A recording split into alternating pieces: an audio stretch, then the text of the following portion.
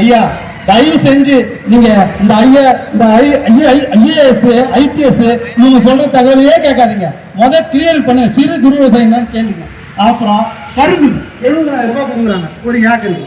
அப்போ குறு விவசாயம் எவ்வளவு வாங்க? 2 ஏக்கருக்கு எவ்வளவு வாங்குவாங்க? என்னய்யா 1.75 2 ஏக்கர் வாங்கியிருக்காரு.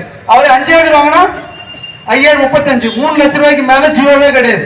3 லட்சம் ரூபாய் தான் அதிகபட்சம் கூட்டுறவு சங்கத்துல. அதுவும் கரும்புக்கு, வாழைக்கு, மஞ்சளுக்கு இதெல்லாம் கொடுப்பாங்க. மஞ்சளுக்கு எவ்வளவு தெரியுமா ரினியூல் காலம்? ஒரு விவசாயம் வாங்கினா 15 மாசம். ஆனா இவர் தள்ளுபடி செஞ்சது 10 மாசத்துக்கு தள்ளுபடி பண்ணிக்கிறாரு. எந்த விதத்துல ஏன் நியாயம்? வாழை நட்டதுல இருந்து 10 மாசம் ஆகாது போல வெட்ட அவரை வெட்டி அதை சீர் பண்ணி மறுபடியும் அதை ஃபண்ட் பண்றதுக்கு 12 மாசம் ரினியூல். என்னய்யா எதுக்கு ஐயா இந்த 10 மாசம் தள்ளுபடி? இது வரைக்கும் தள்ளுபடி பண்ணிருக்காங்க மத்த அரசியல் கட்சி தலைவர்கள். அதான் ஆட்சிதான். என்னன்னா கடைசியா ஒரு தேதி நாங்கள் ஆட்சிக்கு வருவதற்கு முன்ன இந்த தேதி வரையும் முழு தள்ளுபடி 5 ஆண்டு இந்த மகாராஷ்டிரா பண்ணிக்குது. இங்க நம்ம எவ்வளவு பேர் கடன் வாங்கிக்கிறோம்? வெறும் 30 லட்சம் பேர். 30 லட்சம் பேர் கடனை தள்ள முடியல. ஆனா அங்க மகாராஷ்டிராவில் எவ்வளவு பேருக்கு தள்ளுபடி பண்ணிக்கிறாங்க? 36 லட்சம் விவசாயிகளுக்கு 50,000 கோடியை தள்ளுபடி செஞ்சுக்குது அந்த அரசு.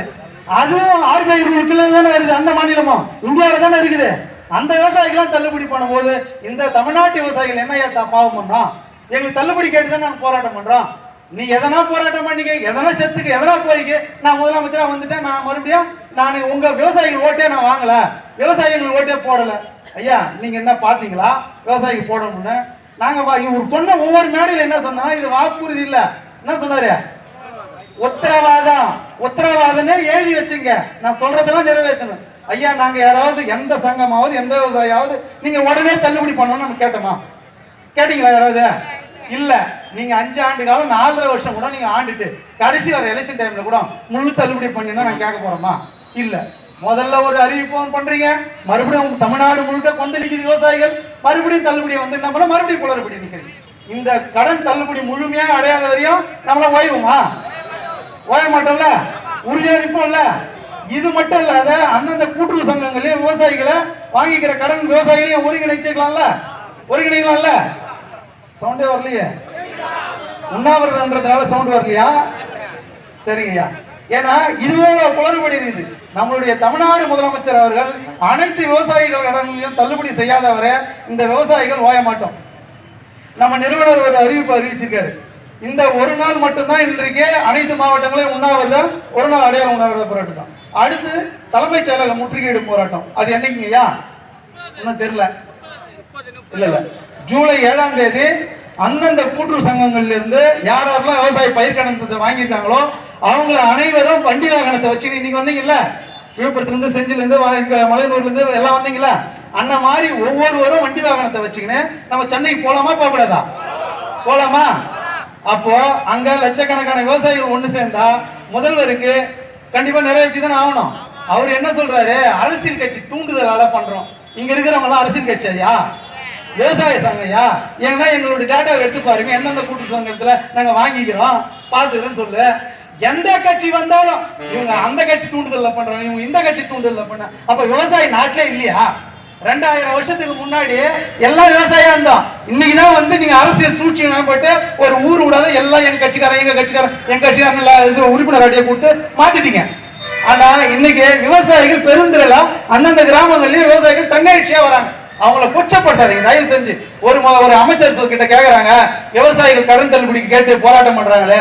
ஐயா எங்க ஆட்சியில கண்ணுக்கு எட்டின தூரம் போராட்டமே கிடையாது. அவருக்கு கண்ணு தெரியுமான்றது எனக்கு தெரியல, தெரியுதான்னு தெரியல. இன்னொரு அமைச்சர் கேக்குறாரு, அவரு என்ன சொல்றாரு? கடினமான தொழில் என்ன தொழில்னா விளையாட்டுத்துறை தாங்க, விவசாயம் அதுக்கு அப்புறம் தாங்க அப்படிங்கிறார். அவர் சாப்பிட மாட்டார், 24 மணி நேரம் வெள்ளாடியா வயிறு ஃபுல் பண்ணிக்குவார். என்னய்யா யாரு கூட யாரை கம்பேர் பண்றீங்க? அந்த விளையாட்டு வீரனுக்கு உணவு இல்லைன்னா அவன் ஓட முடியாது, ஆட முடியாது, குதிக்க முடியாது. என்னையா எந்த வாயிருந்தா எதுவுமே பேசிட்டு போயிட்டே இருக்கீங்களா? என்ன இந்த நாட்டின் பெரும்பான்மை குடி மக்களே இந்த விவசாயிகள் தான். இவன் என்ன பண்றான்? ஜாதி மதமா அரசியல் கட்சிக்கு துண்டு போட்டுன்னு கோஷம் போறதுனாலதான் நம்மள அடிமையா நினைக்கிறான். ஒரு இந்த இந்தியா முழுக்க சரி, இந்த தமிழ்நாடு முழுக்க சரி, எந்த ஆண்ட கட்சியாவது நம்ம விவசாயிகள் கொடுத்த வாக்குறுதியை சொன்னது நிறைவேற்றல.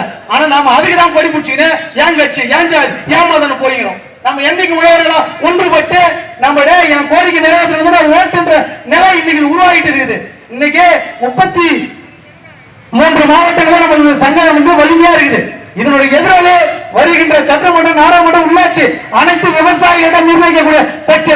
இதை சொன்ன உடனே என்ன சொல்லுவான், டேடே இவங்க கட்சி ஆரம்பிக்க போறாங்கடா, டேடே இவங்க எம்எல்ஏ நிக்க போறாங்கடா, இவங்க எம்பி நிக்க போறாங்கடா. நாங்க நிக்க சொல்லல ஐயா, எங்க கோரிக்கை நிறைவேற்றதான் ஓட்டுன்னா எல்லாமே என்ன பண்ணுவாங்க, எங்க ஊர்ல ஊராட்சி மன்ற தலைவர் நிக்கிறவங்க என்ன பண்ணுவாங்க, டேடே இந்த சங்கம் இந்த ஊர்ல அவங்க 150 உறுப்பினர் இருக்காண்டா, 200 உறுப்பினரா, இந்த ஓட்டை வாங்கினா நாங்க இங்க களம் கட்டி விடுறோம், இங்க குடோன் கட்டி விடுறோம் சொல்லுவானா சொல்ல மாட்டேனா? சொல்லுவானா?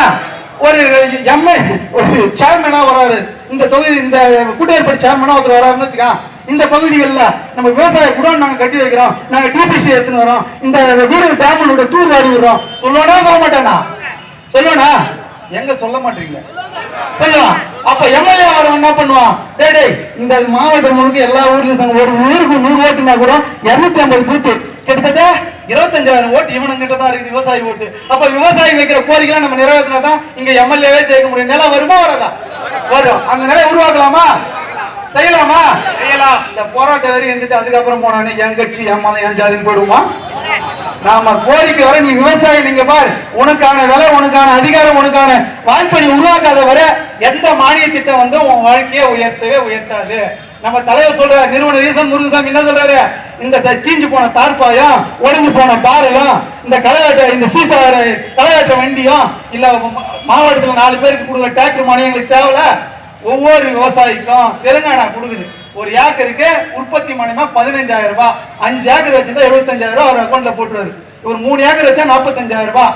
ஒவ்வொரு ஆண்டும் வேளாண் பட்ஜெட்ல 30,000 கோடியை ஒதுக்குறீங்க, 45,000 கோடி ஒதுக்குறீங்க. அந்த 45,000 கோடி நம்ம தமிழ்நாட்டுல 1,25,00,000 ஏக்கர் விவசாய நிலம் இருக்குது. இதுல மத்திய கவர்மெண்ட் வேற நிதி ஒதுக்குது. இது எல்லாம் சேர்ந்து பிரிச்சு பார்த்தா ஒரு ஆளுக்கு ஒரு விவசாயிக்கு எவ்வளவு கொடுக்கலாம்? 30,000 ரூபாய் ஏக்கர் கொடுக்கலாம். 5 ஏக்கர் வச்சுக்கிறாரா, நீ 10 ஏக்கர் வச்சுன்னா 10 மினிமம் 5 ஏக்கர் வச்சுக்கணும் கொடு.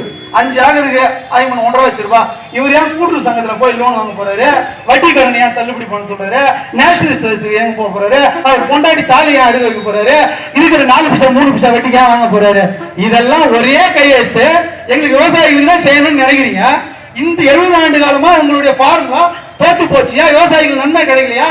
ஒவ்வொரு ஆண்டும் நாங்க கடன் தள்ளுபடி கேட்டு கேட்டு போராட்டது போதையா?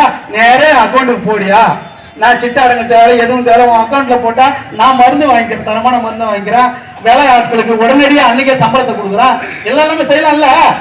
அப்போ இது மாதிரி திட்டங்களை நீ அமல்படுத்து. நான் மாற்றத்தை கொண்டு வரேன், நான் புதிய மாற்றத்தை கொண்டு வரேன். வந்த உடனே எங்க விவசாயி வயிற்றுல அடிக்கிறேன், நியாயமா ஐயா?